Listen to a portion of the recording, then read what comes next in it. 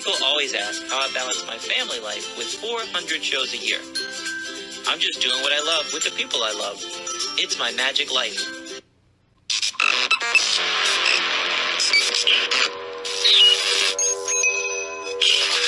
I like Wes Iseli. I like everything about him. All right. Today we have I don't know how to say it, a comedy R-rated hypnotist, magician that I have known about for years. I've never crossed paths with the guy. We've talked like 2 minutes before the episode, and I already love the guy. We have a million friends in common. I can't wait to dig into this. Everybody, it's Jim Spinnato. What's up, buddy? How are you? Thanks, man. Thank you. Good to see you guys. Thank you for doing this. Yeah. Dude, I called you this morning and said, yes, we're on for today. Thanks. And I dug through my collection. I have mum magazines going back at least 30 years. And for the viewers of the episode, I'm holding up his mum magazine cover story. Thank you. That's a good article, man. I like it. That was very nice. Dave Cosaro wrote it. Do you know Dave? Yeah, he was very nice. Very nice. Thank you very much. Very cool, man. So what came first, hypnotism or hypnosis or magic? Oh, listen, magic. I mean, just, like the rest of us, we've all been doing magic since kids, right? Yeah. I mean, I started at an early age. So that came, when I was a kid, I got interested in magic. Yeah. It's a long story. We got an hour. Let's get into it. How'd you get started? All right. So I'm sure just like you, I saw a magician when I was 8 years old. My father brought me to this Christmas party, and this magician produced a rabbit and dropped it on my lap. So he gave it to me as a gift to take home, right? How crazy is that, right? Wow. So then I found out later on that he and my dad went to school together, and they had all set that up. So he asked my father if it was okay if he gave me the rabbit. So that was nice. So I'm 8 years old. That was pretty cool. Then 6 years later, when I'm 14, I went at high school. I met this other 14-year-old kid who knew a ton of magic. Still my best friend today. I was at his house today, and he turned me on to this local magic club. And guess who was there? The guy that produced the rabbit, right? 6 years prior. So, I mean, and that's how it all started for me. And, one thing leads to another. I did magic. I've not been without magic in my life. How about you? Same thing, right? Since I was 7, man. Once that magic bug bit, there's no stopping. There's no turning back. It's crazy. It is. Once that bug bites, man, it's nuts. So my first magician at 8, and then a local magic club, which is Assembly 63, when I was 14. Got involved with that. Then I got older, went in the service, got out of magic, got back into it when I was like in my, I think, mid-20s or something, and then went full time in. I went full time in 1987. So probably as long as you've been alive, right? Close to her. She's 84. I was 77. Okay. I'm married younger. So, were you born and raised in Connecticut? Yeah, I'm originally from New London, Connecticut. I live in the next town over now. My wife and I live here. We've got a couple of kids that are way older than you guys. I got a bunch of grandkids running around. And I'm old, I'm fat, and I'm happy. You know what I'm saying? That's all that matters, man. So you were talking about when that magic bug bites. One of my pet peeves is when a magician's like, "Yeah, well, I'm getting out of it." We lost a lot during the pandemic. They became real estate agents. They just turned and left, and it's like, wow. I'm saying goodbye to them like they died, because now I have nothing in common with you. I don't know real estate. I don't know a real job. If you're not doing magic anymore, sorry. And it feels like I'm cutting them out of my life, but I don't. This is all I know. I'm with you. Those guys didn't do Zoom shows or nothing? They just got out? How many people had successive Zoom careers, and how many people did Zoom shows? Well, I have to tell you, I know a ton of people like you, and I only know just a very few that were very successful in terms of Zoom shows. I mean, I can't tell you who it is, but I know one guy who in December alone made $60,000 doing Zoom shows.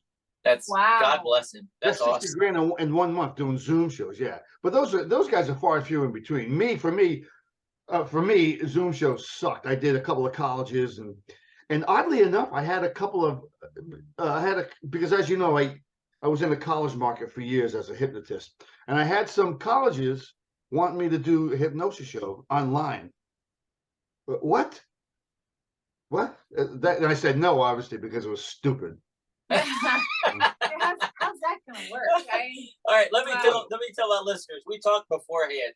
He says he's an R-rated hypnotist, R-rated magician. So just him saying that was stupid. God bless you. You're holding it back.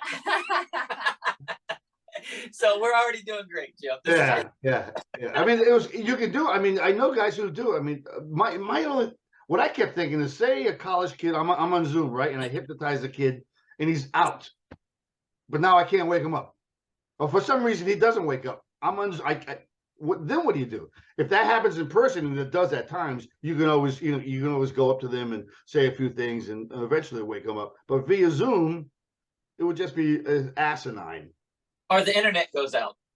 Oh gosh. The internet goes out. Oh gosh. Holy shit! And the internet goes out. Think of the PR you can get though. Think of the PR. Yeah, the what? The PR. Think about the PR you get. Yeah, just what I need. I'm too good. Oh yeah. Oh my God. You know, years ago, that reminds me. Years ago, I had an agent that was booking me, and his secretary was very susceptible. And I remember she called me up for a job, and her name was Kathy. I go, Kathy, do me a favor. And I go, sleep. And all I heard was the phone drop. Apparently, she went out like that because she was so susceptible. And her head was on the desk, apparently, and she dropped the phone. Right? Then my agent picks up the phone. Did you tell her to sleep? I go, yeah. And so she went right out. So some people are that susceptible, right? Wow. Yeah. Wow. So we talked beforehand. We're on the road. We had a 19-hour workday last week, a 13-hour workday. We had 183 shows, June through August. It's like May through July this year, pretty much. Just starting to wind down. What are they? Library? Are they libraries or? It's, you name it. You name Everything? it. Today was a back to school show. Good for you. Yeah, resorts and company parties. Yeah. But nice, man. Where was I going? Oh, listening to podcasts. We have a whole range of podcasts we listen to, and Joe Rogan came to beforehand, and I told you about the Joe Rogan story with Frank Santos. Yeah, Frank. I love that. Sound like the right? I'm 99% sure when I told you, and then we locked it in. I will guarantee you that was Frank Santos, my mentor, because number one, it sounds like a Frank Santos routine, and number two, Joe's from Boston, and Frank was extremely successful in the Boston comedy club circuit back in the 90s and the 2000s. He was unbelievable. He was unbelievable, this guy. Wow. Well, the story was, and we listened to Joe Rogan a lot, and he repeats himself, and we all do. And he said that, the best stand-up hypnotist, best R-rated hypnotist show he ever saw was Frank Santos, and it made him a believer in hypnosis because he hypnotized a guy to imagine he was having sex with a chair beside him. And the guy finished, and he said, "Hey, I'm trying to say it as politely as I can." And the dude, I don't. He ran off stage. He was just embarrassed. He ran off stage, and they said that was definitely Frank Santos. And I was like, I'm 99% sure. Then after we talked about it, yep, that was him. R-rated comedy, man. As soon as you and I are done, I'm calling up his son, who now does it. I'm going to tell him that story. He would like to hear that. Tell him just Google it, because I tried to look it up before I called you today just to see if there's a clip from it, because he's told that story 5 times, 10 times in the past 10 years. Wow. Yeah. Frank was, listen, when I saw he was my first. I was making my living as a magician, and that was I went full time in '87. I think I told you. So I was doing magic full time, and then someone said to me, "Have you ever seen a hypnotist before?" I said, "No." This guy's working in the club, so I went to go see this guy who happened to be Frank. So I told Frank who I was. He ended up booking me as his opening act for like 5 years on and off. Where was I going with that now? Where was I going with that, Wes? See, this is the senior moment right here. That's why I have her. Right here. Man. You need a I have her for that. She helps me. Where the hell was I going with that? You were talking about Frank. But that was when I first saw it, I couldn't believe it. I was like, what the hell is this? And I would go to colleges with him, and he would just hypnotize these kids to make them do shit that was unbelievable. And they couldn't pay him enough, and they couldn't book him enough. He was so popular. He was just I cannot say enough about him. Sadly, he passed away about 11 or 12 years ago, but he was amazing. And again, I can't wait to call his son and tell him this. Yeah, well, I mean, I'm glad I passed along the news. Yeah. It's you're getting praise from somebody like that. It's pretty awesome. But so you met him and you got hired on the spot to. Oh, what happened? Oh yeah. Yeah. Here's where I go. Here's where I go with this. Yeah. When I met him at this gig, I went up to him, gave him my card, and at that time I was doing a comedy club locally, and I wanted to book him, so I booked him, and then he saw what I did, and then he asked me to be his opening act, which I was on and off for 5 years, and he would sell out every place he went. So I would do an R-rated magic show because he was an R-rated hypnotist, and it was a great mix. It was a great mix. It was lots and lots of fun. Yeah, mostly at colleges and comedy clubs, no church events.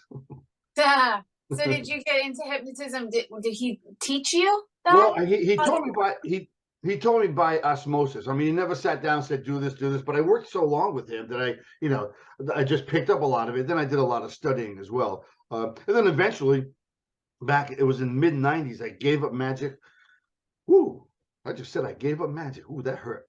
In the mid-90s, I gave up magic to do hypnosis full-time in the college market. And the reason was, back in the 90s, it was difficult, for me at least, to get into a college market as a magician. But as a hypnotist, it was relatively easy because hypnosis was huge.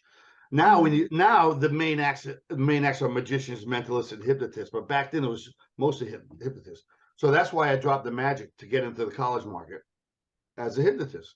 But magic was always my first love. But that's basically how I supported the family for like 22, 23 years. Oh, wow. So when was the last time you did a college show? I had to look at my calendar. It was probably April or May of this year. What happened to me, Wes, is I've been the house hypnotist at the Mohegan Sun Casino for 13 years. But pre-COVID, I was telling my wife, I think I'm going to start slowing down. I'm not going to do as many shows.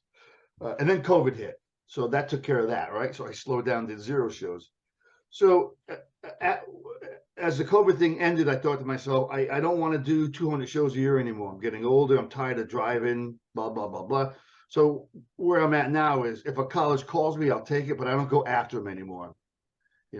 So I don't solicit them. I don't call them. I don't do anything. But if they call me, I'll do it. Like I have a couple coming up next month, welcome back week stuff. And I don't do hypnosis at the casino anymore either. So what I wanted to ask though about colleges, because do you do them anymore? With everybody getting canceled, an R-rated hypnotist, how do they handle it, or do they know what they're getting?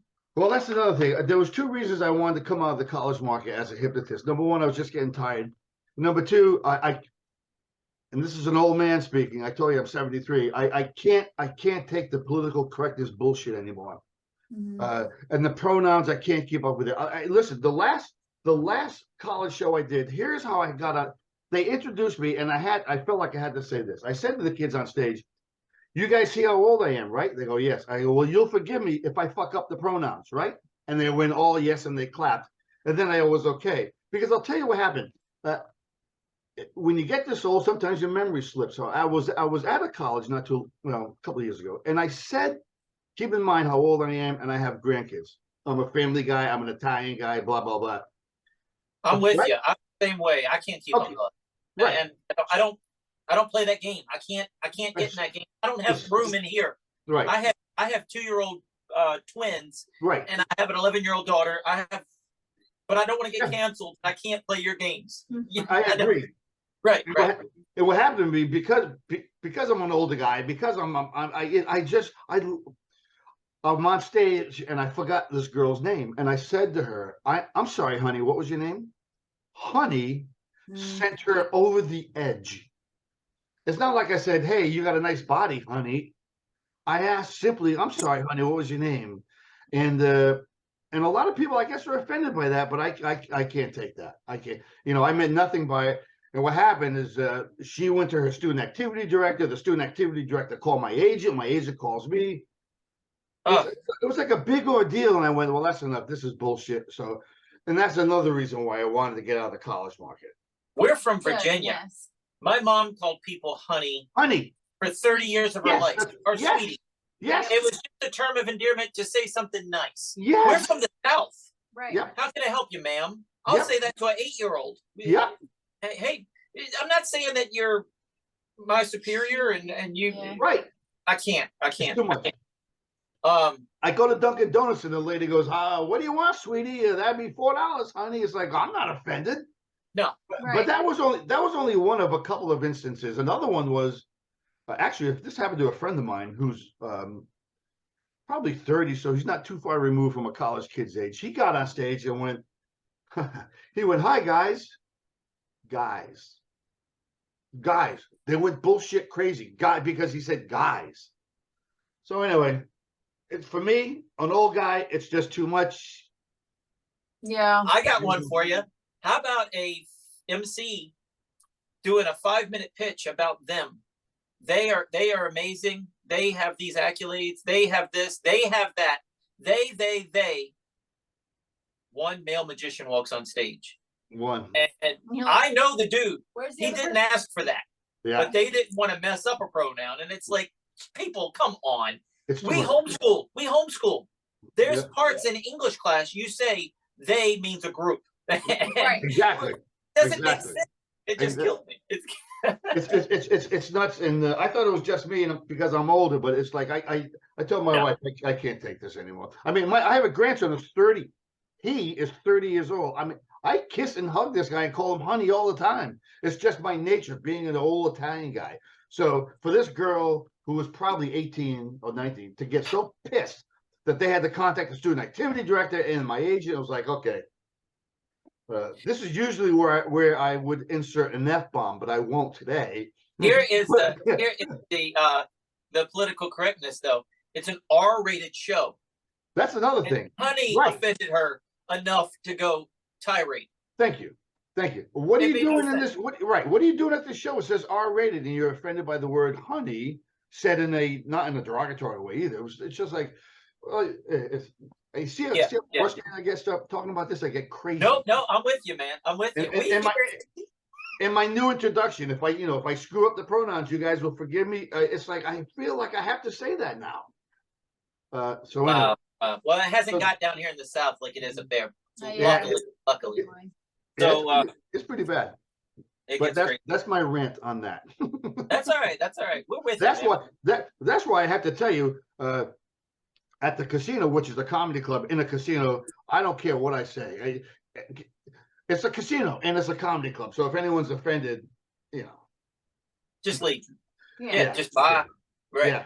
So that's why I love that gig. I mean, I'm still capable and still do clean shows, but I'm just telling you, the college market for me, and it was just too much after a while. Yeah, I get it. I get it. I mean, we follow comedy. We love comedy. And Yeah. Jerry Seinfeld and I think Chris Rock both said they weren't doing Both. college more either. That's exactly, and obviously they don't need the money, but you're right. They both said that because because the pendulum is always swinging in the college market. It's like, Jesus Christ, I can't keep over this. It's ridiculous. Right. Yeah. I mean, I don't know. It's just somewhat frustrating. So my point is, I was ready to slow down anyway. Then COVID hit, and then all this political bullshit hit. So instead of doing 200 shows a year, I'll do maybe 40 or 50, but I'll still do the casino, because I'm at the casino 200 times a year. Wow. Because I'm there 4 days a week. It's like a residency, right? So That is yeah, so 200 at the casino plus 40 colleges, high schools, and whatever that's fine with me. That's it's fine. Yeah. all right. So it started at Foxwoods, though, correct? Yeah, at one point, Foxwoods Casino, which is in Connecticut, was the largest casino in the world. And back in 2010, I got a call from Comics, COMIX, Comics Comedy Club, wanting to know if I would do a hypnosis show, and of course I said yes. And so that was 13 years ago. That's when I started with Comics Comedy Club.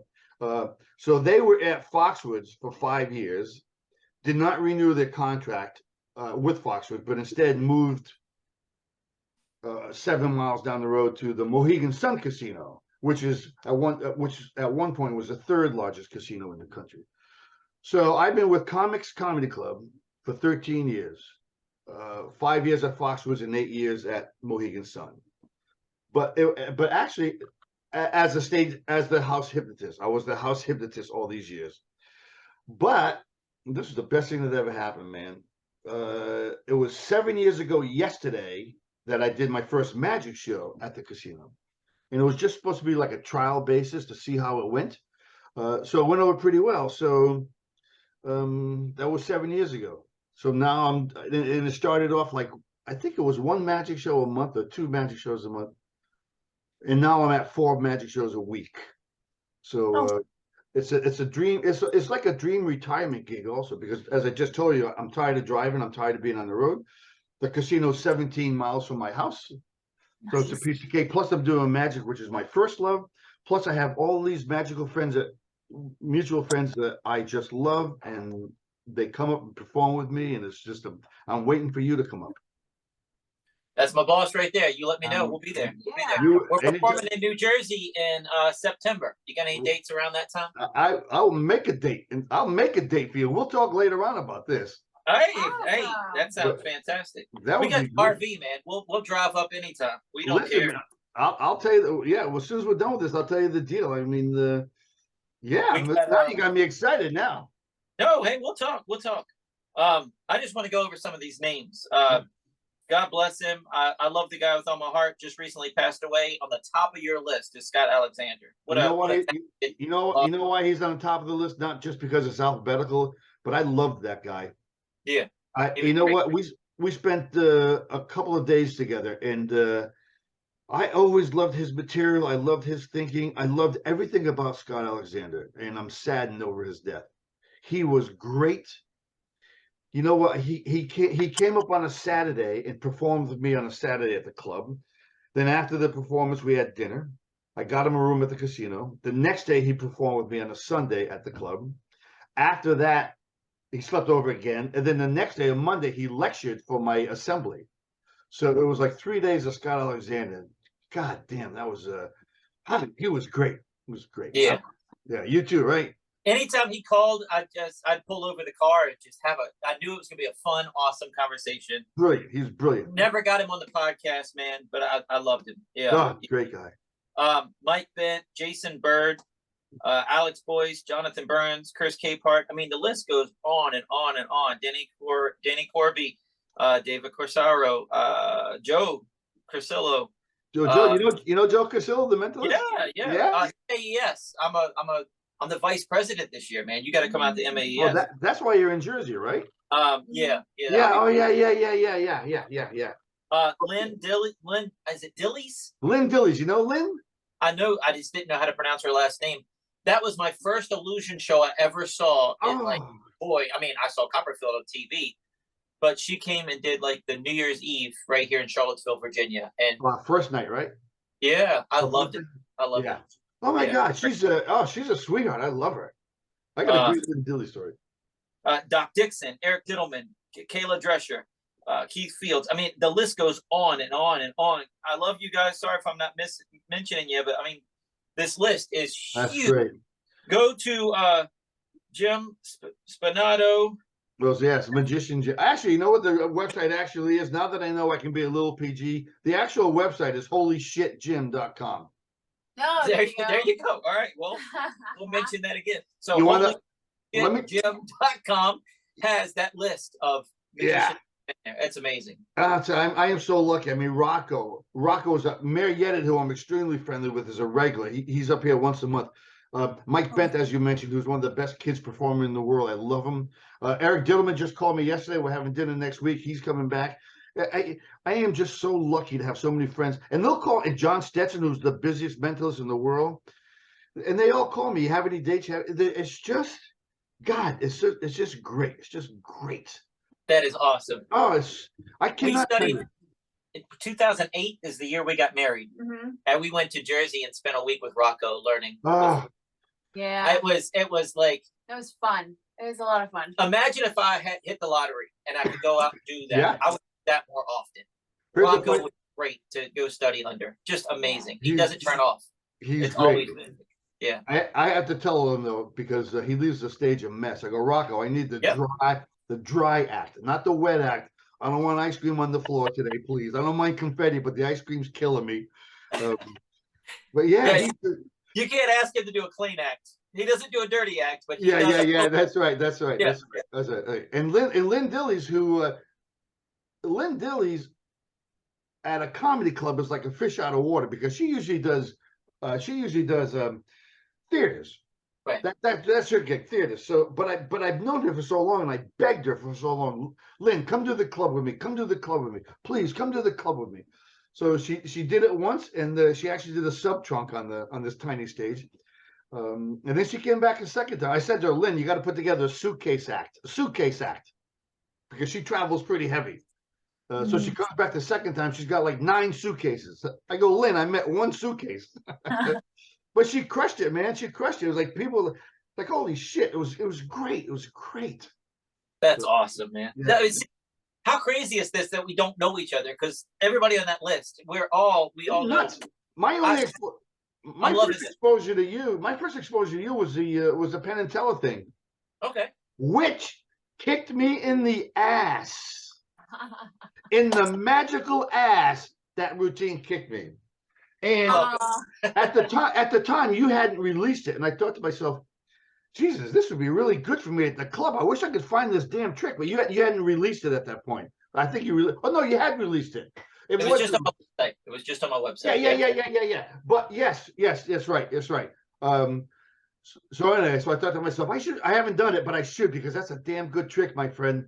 You killed me. You killed me. Well, we'll talk off the air, because there's a lot of really cool things you can do with it. That's not just that trick. Yeah. It's a utility device. I do it in every show. Do you really? Each show too? I do variations. Yeah. Because some people expect me to do it. So, like today was a school show, so I'll get 5 kids up on stage. Yeah. These kids will cheat. No, I didn't pick heads, and I'm not gonna argue with you. But if you get 5 kids on stage in front of 500 people, they can say, "No, Tommy, you picked heads. Sit down." Yeah, that's great. So we do that. There's a Russian roulette act you can do with it. It's a utility device. It really is. Yeah, it would just fit. Oh my God. Yeah, because my idea was to give away a drink at the end of the show at the casino. You know, whoever's last person standing gets the drink, compliments to the Mohegan Sun Casino. So go back and watch the video again. One of the comments that I kept getting on YouTube was, "What was in the box? What did you give away? What was the prize?" Oh yeah, that's right. In my show, I was sponsored by Pepsi, and Pepsi had a company called VitHit that they were trying to bring in America. It's huge in Ireland. It's vitamin T juice and a hit of water. Really? And I would give away a 4-pack to the winner every show, and we do a commercial, and it'd be a joke. I'd do Vanna and tell him what he's won, and the voiceover. He's won America's leading health beverage, and I'd give it funny. So there, I couldn't do that because I didn't get it approved for the sponsor, all that. And behind the scenes, they were like, "We'll just give him a bottle of champagne." Okay. I didn't know that if they removed the labels, I didn't know if I could show it. So I never saw the bottle. I don't know what we gave him. Right. I was like, "You're surprised that the production company gave me to give you. I don't know what it is either." Oh, that's great. That is the bottle of champagne. So yeah, that's what the prize all was. Yeah. Yeah, you kicked me right in the ass. I kept thinking, Jesus, I gotta find this trick. Because I can't say enough about it because it really got me. Thank you, sir. Yeah. Thank you. Penn and Teller bought the rights right away from me, and they said they want to do it forever. Oh, they did? Yeah. So they. Well, that's right, because he leaned over. Yeah, one of them leaned over, right, and said, "This would fit our act" or something like that. Yeah, it was the most pin trick. Yeah, the most Penn trick they'd ever seen. Yeah. Teller subtitles. Penn in the subtitles said, "I could not love this trick more." Yeah. That's right. Yeah. It was pretty amazing. We become friends with Penn and Teller. They mention my name before they perform it in the show, which they don't have to do that. They're just that cool. They've been awesome. Yeah. But let's get it back to you, man. Let's get it back to you. Oh, hold on a minute. Let's get back to you for a second. Hold on. Did you end up performing on the Penn and Teller show? I haven't been back yet. Oh, you haven't? Okay. When we were on stage, the production company was elbowing each other. And we don't watch the news. We don't. Yeah. It's all gloom and doom before the pandemic. I mean, so we're like, I'm fine with knuckles. I prefer knuckles than a handshake because I don't want somebody hurting. I have small hands. They squeeze. Yeah. I don't need to challenge your ego. So I'd rather do knuckles. But the production company's like elbowing. I'm like, that's weird. When we left, it was March 4th, 2020. On the airplane ride home, we lost like So many shows. 147 shows on the airplane ride The home. world closed. Woo. I have a trophy in my arms and I'm unemployed. I know she's got a baby in her belly, Yeah. but 5 months into the pandemic, we find out It's 2. it's twins. Yeah. I'm unemployed with twins on the the I was scared to death. Of course. So obviously when it aired, it was in the middle of the pandemic, which is great because it got lots of views. Yeah. But I couldn't cash in on it right away because nobody was hiring. Right. Sucked, Right? right? Yeah. That was as a blessing and a curse. I got lots of views, but I couldn't cash in on it. And then I just haven't been back to do my spot to headline the show because you can take a cash check from them as a reward for winning, or you can come back and headline their show. Oh, I didn't know that. I don't know how much the cash is. I can tell you off the air. I do know, but I don't care. I just want to come back because it means the world to me to be on stage with them. Of course. And for the past 2 years, they emailed me at the beginning of the year and say, hey, this fall. They emailed in spring this year. This fall. And I haven't heard from them since. Oh, wow. But it's a production company. It's not Penn and Teller. It's the production company has to set it up with them. So and this fall is right around the corner. Long list of winners that need to be on that stage at this point. Yeah. Oh, that's interesting. Oh, cool. I didn't know they offered a cash thing. Yeah. So it's a game show. So yeah, it's crazy. So when you do your show now, what tricks are you doing in your show? What kind of stuff is it? Oh, I can't tell you that. Oh, okay. No, of course, I'm only joking. I don't know. I don't want to reveal the show. No, I'm only. You know what, man? What I try to avoid because I'm a risque comic magician. I try to avoid props. Okay. So if it's proppy, I don't usually do it. The most proppiest. Do I have any props? That would be. Wow. Well, I mean, I mean, magic act if you have no props. Yeah. Awesome. Now I sound like a mentalist, right? Jesus. God no. All right. But when I was little, it seemed like all the seniors wanted to be mentalists, right? They don't want to carry the props anymore, right? Right. Look at this. This is just a piece of my magic room. Yeah. I love magic. I live in a magic shop, right? I agree. But I totally get, we do illusions. Yeah. I totally get downsizing, but I also want to give them their money's worth. So that's the balance you have to play. I get it. When I say props, I mean, of course I have props. I have a chop cup that I just put in. I have decks of cards, of course. When I say props, I mean, I don't have any yellow boxes with Chinese letters on it or, something like that. That's what I meant. But of course, you have decks of cards. And like I just mentioned, I do the chop cup, which I just added. And I'm doing Daryl's. God damn, is this trick good? Daryl's rope trick with the red rope and the white rope. I forget what they call it. I don't know. So white rope and a red rope, and you tie a knot, and the knot goes from one rope to the other. Okay. Yep. I forget what that is. That's a really good trick I do. I just put back color match, and I'm doing a toxic effect at the end.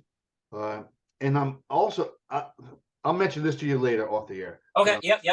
Well, I don't want to go too deep in the woods because I have non-magicianers listening too. So toxic was enough. We know, but they don't know. Toxic kills, man. Kills. Yeah, we do a thing in our show with that leads into a new cell phone trick that I'm just loving. And I want to hear about it later. It's funny to figure out different audience members. Like Matt King is great at picking out the right person in the audience. Yeah. It took us about 6 shows to figure out this needs to be done with grandma's phone. Yeah, that's right. Because teenagers are so protective and worried about their phone, but they show it on their face. Yeah. Grandma's like, oh, well, it's a destruction. I'm possibly destroying their phone. And grandma's like, I got insurance, or who knows? Holy crap, I hope I did right. I don't know. And I'll tell you, that is an art, picking the right spectator. I'm telling you, it's an art. Yeah. And you develop that art as you get older, I have found. Well, and different tricks require different audience members. Yeah. That's weird. You need an outgoing person for this trick. Yeah. You need somebody just to be a table for this trick. Yep. I really, sometimes you do. Sometimes you need that. I agree. I mean, I find myself before the show peeking, see who's there, and she looks good. This one, you know what I mean? So yeah. I got yelled by an agent doing that once. You don't need to be seen before the show. You're the star. You don't understand how magic works. Well, I'm just peeking through the door. Right, yeah. I kind of agree with that agent to a certain degree. I have to tell you, when I was younger, My pet, like when I was in the Magic Club, I'm still in the Magic Club, but when the club would do club shows, I used to get pissed off because the magicians dressed up in their tuxedos, they would walk around like, and I said, I used to think as your agent, get backstage. Right, right. Yeah. But anyway. No, yeah. That was a whole nother mess with that dude. You remember him? We saw the deal with him, and it lasted for like 2 shows. Oh, right. He had like 20 jobs. And It wasn't. Yeah. he said, "What do you think of Chris Angel?" I told him, and he's like, "Who do you think you are? You think you're better than everybody? No, you asked me one guy. I know. I'm telling you, he does a lot of trick photography in his television show." Well, now that we're talking about Chris Angel and people that we know, go out and buy this book by my very good friend Harrison Greenbaum. Are you familiar with this? Harrison Greenbaum is a magician from New York. He's the funniest magician on the planet, who got a job as he's working in the circus in Vegas. Right. So he wrote this book, which is funny as hell, and his feelings about Chris Angel are very well known, but he expresses them in this book. So if you want, you should read this. He tricked me because I saw that on Tannins, and they were doing a countdown, and people are like, "Hey, Tarbell number 9's coming." I'm like, "What can be in Tarbell 9?" I was so excited. It looks like Tarbell 9. Look, it looks just like it. It's exactly like it. And yeah, I would read you what he wrote to me, but that's okay. Yeah, I get it. Yeah, I need to pick that up. I was excited about it, and then I was like, "Oh, it's not Tarbell 9." No, but I think I still want that. Yeah. And there's some funny stuff about his feelings in regard to Chris Angel, which have been well known for years. Anyway.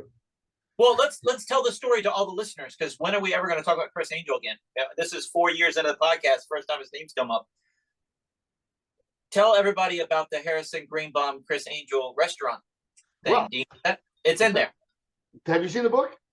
No, but I know that story. But yeah, well, you know the story, so you'll appreciate this. So this is obviously the cover, right? But inside the cover is that menu. Wow.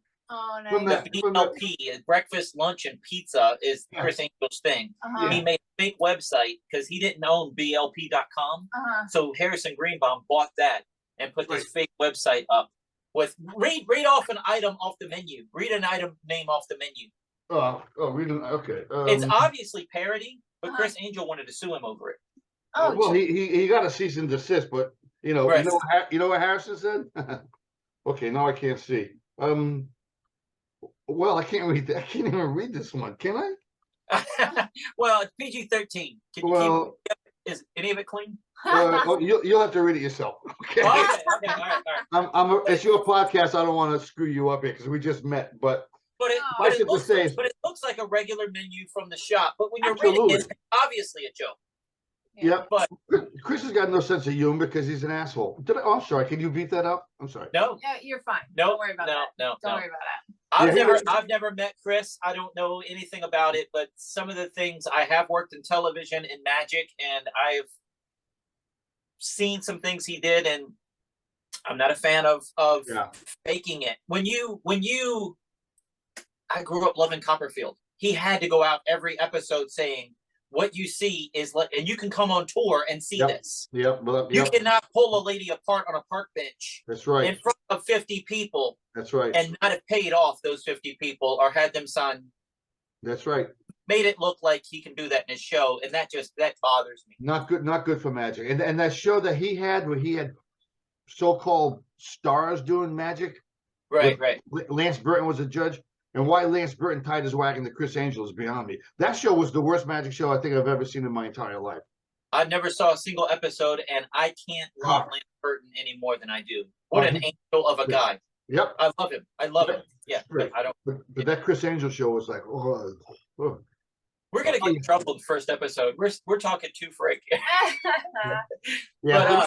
He threatened to sue a friend of mine because he thought that this friend stole a bit from Chris, and it was a long story, but my friend never did it, and it was actually Johnny Thompson. It's a convoluted story, but he's just that kind of guy. I'm going to sue you. whatever. Yeah. I don't know. Sad. Let's talk about you coming to Comics Comedy Club at the Mohegan Sun Casino soon. Well, we'll do it. Yeah. We'll do it. We'll right when we get off the air, we'll book it. I know. Um, so tell me, when did you start bringing other people in? It was just 4 nights a week. It was just like. Well, I'm trying to remember now because it's been 7 years. They wanted me to do a show. I didn't want to do the whole hour and 15 minutes because an hour and 15 minutes of anybody is too much. So I thought I would have a guy open for me, do 30, then I would do 45. So the first guy I booked was Matt Roberts out of Rhode Island, who's one of the finest magicians I've ever met. So we did that first show. It was successful. They wanted to do more. And again, because I didn't want to do a full 75, I just asked all my friends, like Mayor Yedid and Jim Sisti and Eric Diddleman and Peter Samuelson and Rocco, all these guys. And they all said, yes, yeah, we'll come to Connecticut. We'll do 30 minutes for you. And it just kept getting bigger and bigger. And I was doing it once a week, and then twice a week, and then 3 times a week, and then 4 times a week. And it's just it's cool. Look at me. So you're in every show though. I am in every show because they bill it as my show. Okay. So yeah. And to call these, and I should have never. I hate the term opening act because I just hate the term opening act. But these guys perform first, and then I go on last. And I go on last because the club said to me, it's your show, you should be going last. So that's what we did.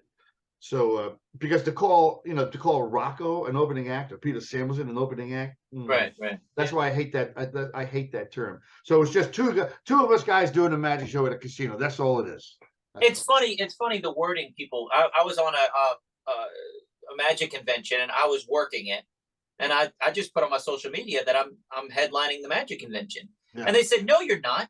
Well, I'm one of the performers. I'm one of the headliners. Yeah. But on my social media, why would I say I'm one of them? I'm headlining. I'm one of the headliners. Yeah. It sounds greater. It sounds better. Yeah.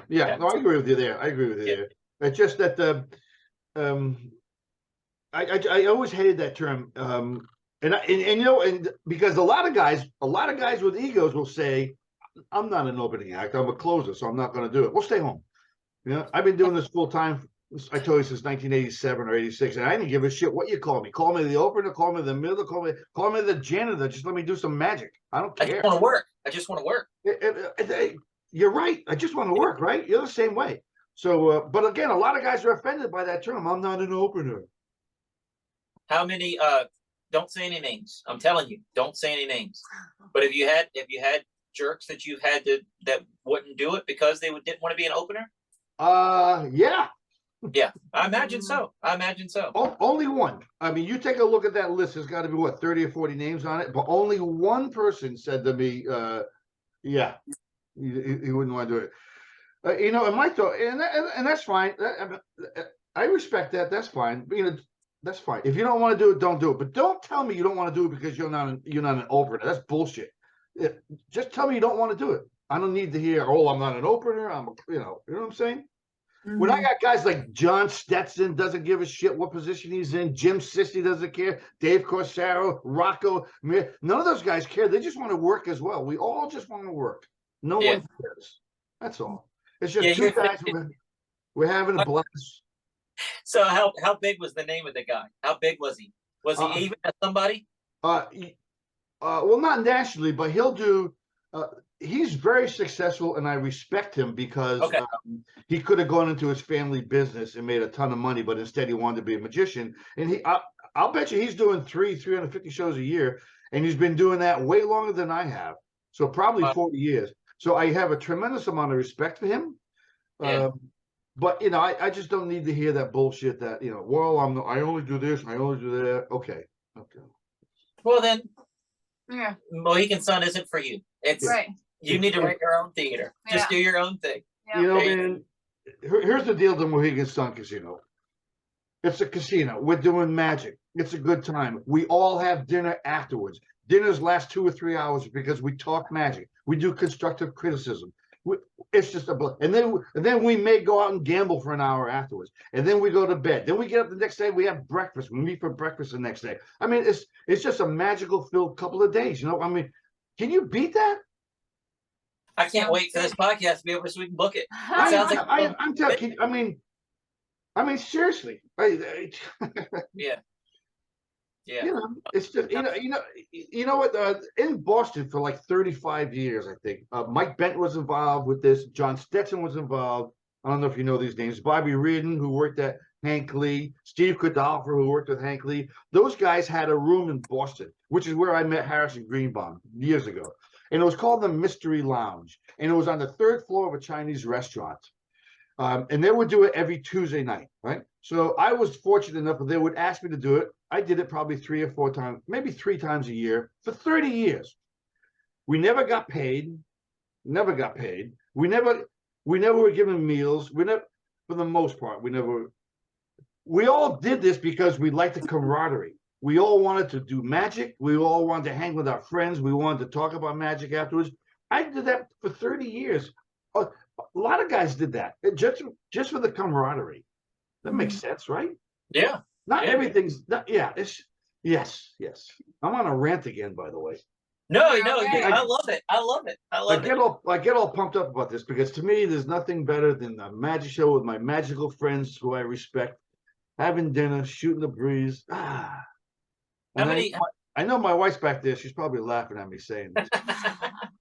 Well, I don't want to try to get your blood pressure up, but I am having fun. How many seats does it have? The club? Yeah. The club hall. The club hall is a little less than 300, but I will be honest with you. Nice. It holds a little less than 300. But my shows are Thursday, Friday, Saturday, Sunday, and my shows are at 5 o'clock or 4 o'clock, so they're early. So because of that, my attendance is on the lower end, and I don't care as long as I can do a show. I'm not getting 150, 200 people in there because I'm really early. So people will see my show before dinner or before another show. So the attendance is on the lower end, and not on top of that, you combine the slow season because it's summertime. Every summer slow. So the crowds right now are relatively small. They'll start to pick up again in September. But again, my stance was, I just want to do magic. I don't care if there's 10 people there. I don't care if there's 150 people there. As long as we can do a show, that's all I care about. Yeah, that's great. Yeah, and 4 nights a week, man. That's a great place to work on new material. You just put a chop cup in. Yeah. Within 2 weeks, it's home. It's done. Yeah, I do have a lot of guys say to me, "Hey, I got a whole new routine I like to try out. Can I come down and do it?" No. This is not an audition thing. But I tell them that they can put new pieces in. They can bookcase a new piece. You know what I mean? Yeah. Like I know my first 20 minutes is good, and I know my last 20 minutes is good. It's in the middle where I'm shoving the new stuff. So if the new stuff sucks, it's bookend by good stuff, which is the case with the chop cup. Like when I started first doing the chop cup, I was a little nervous. And it wasn't as great. It wasn't as good as it is now, but I had something good before it and something good after it. So that's awesome, man. Yeah. That's awesome. When I'm putting a new routine together, we have a resort that I've been working 20 years. This is my 20th year working it. I can stage it in my head where I do the move and where I walk on that stage. Yeah. Do you feel that with your place there? Do you put a new routine in your head? Do you go through all the lines and all the? I'm looking at this side of the audience. We do a lot of time behind people, man. So I'm mapping out my new routines fully on that stage. What's nice for me is there's two guys that own this club, and we've become family, really. I mean, I've been with them 13 years. I never signed a contract. Never. I mean, so we're family. Because we're kind of family, they've given me the key to the place. So I'll come up with a piece. So, geez, I'm gonna go to the club and see how this looks on stage. So I'll go to the club and I'll practice a day or two, before the show comes, because I got the key. I can get in there and there's no one there. And I'll turn on the lights and so I can do a show all by myself practicing. You know what I mean? So I have that luxury. Wow, nice. That is really nice. That's amazing. That's years ago, it was all in my head. I think it's going to work. But then when I got to the club, I'm like, shit, no, it's not going to work. So being able to work on it beforehand is just. It's such a blessing, man. It's like again, you see how excited I get over this? It's crazy. No, that's because you're passionate about it. Oh, I am passionate. A guest, man. I want you to be passionate about something. This is magic, so it's easy. It's easy. Uh-huh. I bought a new piece. I bought a new trick. It was a little angly. I wasn't sure how I was gonna be with an audience. So I went to the club. Yeah, I was all by myself, and I'm working the piece, and I'm looking. I got my camera to record it from different angles. I finally figured it out. So by the time I debuted it, it was good. So having that luxury of going into the club before an audience is there, it's just great. It's really good. That's That awesome, is man. nice, That's yeah. awesome. So you're only doing magic now. When was the last time you did a hypnosis show? Pre-COVID. Wow.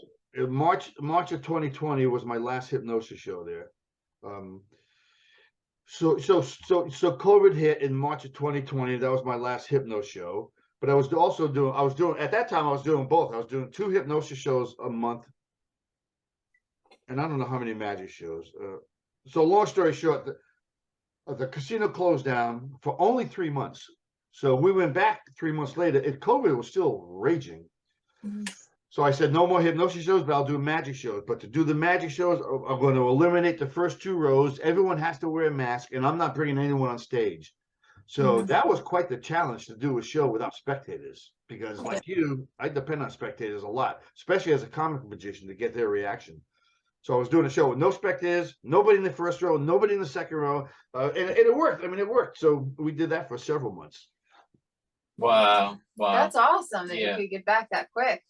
Yeah. Yeah. But it was scary though, because COVID was raging 3 months later. I mean, everything shut down in March, and then we went back in June.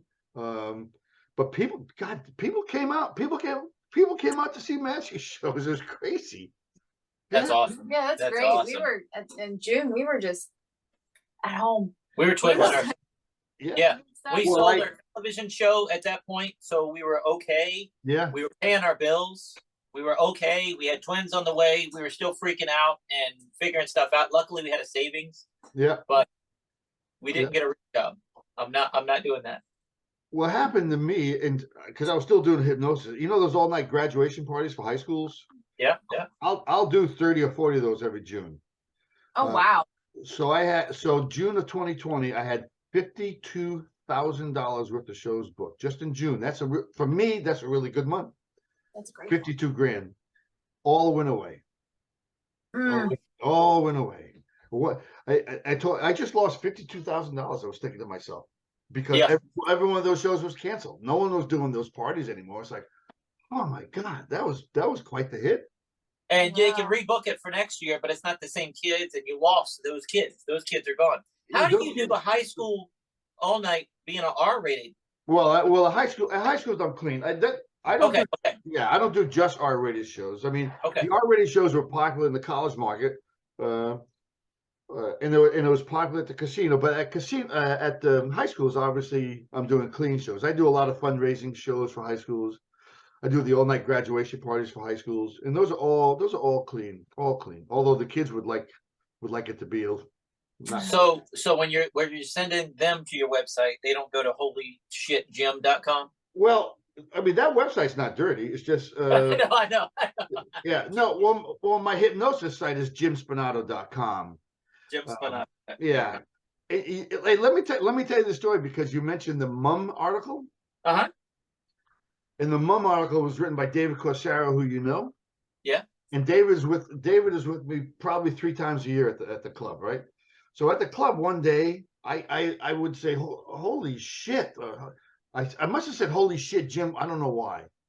So at dinner, I love this story. At dinner, during the constructive criticism part in the review, David, whose full-time job is that of a marketer, said to me, you have to market the Holy Shit Gym. You got to get a website, holyshitgym.com, he said to me. All your stuff should say holyshitgym.com. That's why I have the website, holyshitgym.com. So to this day in my magic show, I'll say to somebody, what do you think? And then I'll say, the proper response would be holyshitgym.com, and then they say it. So now everyone knows that's my website. So that's how that came about. That was Corsaro's idea. That is. Well, we have like 6 minutes left, and I'm just gonna tease this because I know I'm excited. I talked to you earlier, and I said, hey, for our Patreon people, can you come back and tell a story? I have never been. Wait. I have never been more excited about what we're gonna get. Stop. Thanks. You could be R-rated. You could be over the top. You could do whatever you want. You Okay. are These are paying customers. You Okay. give them their money's worth. This will be great. Okay. But that'll happen in a couple minutes. Okay. But holyshitjim.com, JimSpinnato.com. That's SPINNATO.com. Yeah, thanks, We also man. have a Facebook group for our podcast. Do you have videos of you performing or things from the Mohegan Sun that I can put up? Yeah, I'll have to cut them down because they're like 50 minutes long. But I can send you some clips. Yeah, if you send me some clips, I'll be happy to put them on there. That way, everybody gets to see them. And when they're in Connecticut near the Mohegan Sun, Thursday, Friday, Saturday, and Sunday, 4 p.m. Isn't that crazy? Yeah, well, Thursday and Friday are 5 o'clock, and Okay. Saturday and Sunday is 4 o'clock. The shows are hour and 15 minutes long. It's always me and another guy, and it's just so much fun, man. Do you ever stick around and watch I love comedy. Do you ever stick around and watch the other comedians that are coming in at nighttime? Do they have big names? If the national headline is like when Justin Willman was there, I stuck around. When Dov Devinoff, you know Dov Devinoff? He's not. No. Only a few guys. To be honest with you, being in this business all these years and being around comedians all these years, a lot of them can be jerks. So Okay. I don't usually stick around unless I know who the guy is. Okay. All right. Well, dude, this has been awesome. Now listen, man, I love you for doing this. Thanks so much. This has been fun. I'm gonna send everybody your way. I'm just curious myself if we end up in Connecticut, and I'm trying to let everybody know, but I'm curious. How much are tickets? Tickets are $15 and $25, so it's not expensive. That's No, it's nothing. not bad at all. $25 that gets you up front. What is that? Yeah, $25 gets you up front. $15 gets you. I think there might be $20 tickets too. I think there's up fronts for 25, and then 20 for whatever that section they call it, and then 15 for general admission. Dude, you got big name magicians. You got Big name. How lucky am I? How lucky am I to have Scott Alexander? Tell me, how lucky am I to have Scott Alexander? and it's a casino show. It's gonna be awesome. You're gonna have a great time. $25. You're gonna remember that show. You're gonna remember. I hope this works out with you and I. I would love to have you. It's a blast. We'll do it. Thank you for doing our podcast. We'll have to get you back on. This flew by. I had a blast. Wow, Great. it's been an hour. Wow. It's been an hour already. There's only one more thing left for us to say. We'll see you next week. Check us out online at wesisley.com and patreon.com/Wes_Isley for behind-the-scenes videos, blooper videos, never-before-seen footage, discounts on merchandise, magic trick tutorials, and more. That's Wes Iseli, spelled WESISELI.